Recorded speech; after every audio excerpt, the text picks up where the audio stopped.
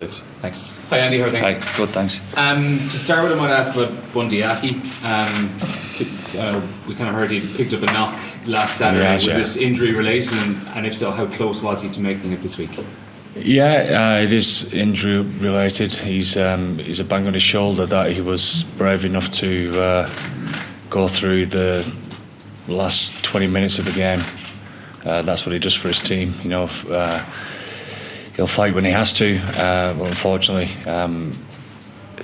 really saw at the beginning of the week, a little bit shut down, etc. And would have been a risk. But also with the quality of backup centres that we've got, we have to do the right thing by the team, and Bundy understands that. One of the other changes then, Tyg Byrne in the background, James Ryan into the second row. On Tyg in the back row, it's something you've tried previously, the first game of the Rugby World Cup. What are you hoping to see from it? What is the thinking behind it for this weekend's game? Well, I mean, you can talk about Tyg or Pete going to the bench, but what people are failing at this moment in time to talk about is James Ryan has been a starter for us for years and years, and been a real leader within our side, and he's not happy sitting on the bench neither, and we've seen some real guts and fight and determination to want to get his starting place back. So he's I thought he had a great impact off the bench last week, and how he's trained throughout this tour so far shows that he's hungry, so we're hoping to get something from him, and also we know that Tyg Byrne's a world-class player no matter what position he plays in. And then also Caelan Doris as captain this week. It's something that's going to come up during the week around his communication with Luke Pearce last week, and there's obviously been he's spoken about it as well this season, about how it's been a work in progress for him stepping up to captaincy and dealing with that. Are you fully confident in his ability to work with the referees and the officials on the day? I'm more than fully confident. I thought he was excellent at the weekend. I think first and foremost he leads from the front. I mean, he's in outstanding form. His performance last week, never mind the leadership or the captaincy bit, he was outstanding. So that's, be the best version of yourself. That's the best form of leadership. But also he's a calming influence. He's bright. The questions that he's going to the referees with are the right ones. His manner is very good as well. I'm sure as Caelan goes through his leadership roles, and hopefully there'll be many more as far as captaincy is concerned. Albeit he is still in that infancy, isn't he? As far as trying to get some more experience there, hence why he's got this opportunity. But he'll continue to earn respect from himself as a captain, as a leader, but more so in the eyes of the referees as well. Thanks. Andy, Robbie came off, I think, with a head injury. Yeah. What was the timeline of him being available for today's game? He failed HIA. No, he didn't. His HIA. His concussion not confirmed, so he went through the protocols 2 and 3, flying colours, no concussion confirmed, so he's not missed any training this week. So he had to come off. It's the pings on the gum shield, yeah, and therefore the ruling at this moment in time, the pings on the gum shield, if it's before half time, you have to get a HIA at half time, and as we know, it's a tough old process to go through.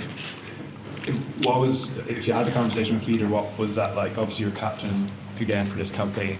What was the chat? Very easy, because of how he is as a person, and you don't expect those conversations to be easy, but and don't get me wrong now, he's not accepting and he's not happy, obviously, but he does the right thing for the team. And that's at the forefront of his mind constantly, and that's proper leadership. He understands that we want to have a look in this direction to see how it goes.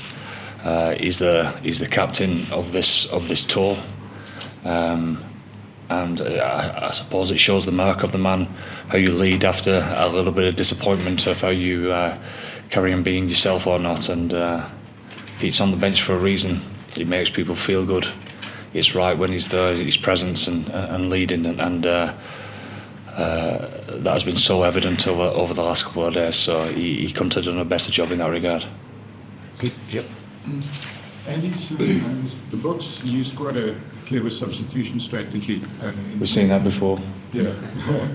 Obviously it gave him momentum. I think that's the general consensus, even though he got scored a couple of great tries as well. Yeah. But do you have a specific tactic in mind to deal with that? Yeah, stop it, please. Sorry. Stop it, please. Yeah. Scrum harder. Look, I mean, you look at the strength in depth that they've got and the quality that they've got coming off the bench. I mean, it says everything where South Africa are at this moment in time.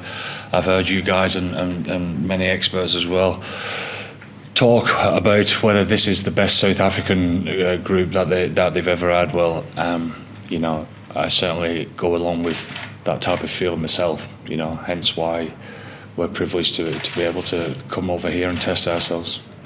Yeah, sorry, just the last couple of questions for the live section then and the Barngold section. Go ahead.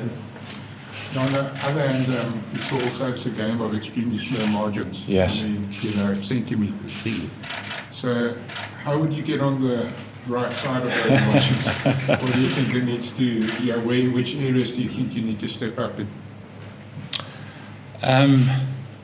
Quite a bit, actually. I mean, I've no doubt it was a great game to watch and exciting, a bit chaotic at times. There was a lot going on, decisions-wise, or lack of them, and all the talk's been of that as well. But that was a proper test match, and I get all that. But when we strip it back from our side, we're disappointed enough, especially like I said about our first half performance. It wasn't us doing things properly, and it might not seem like that to everyone, but to us it was. So therefore, we need to improve. We need to commit and be better than we was. I've no doubt South Africa are going to be twice as good this weekend, and so hence why we need to move pretty quickly this week as far as the honesty of where we're at and what we need to do going forward.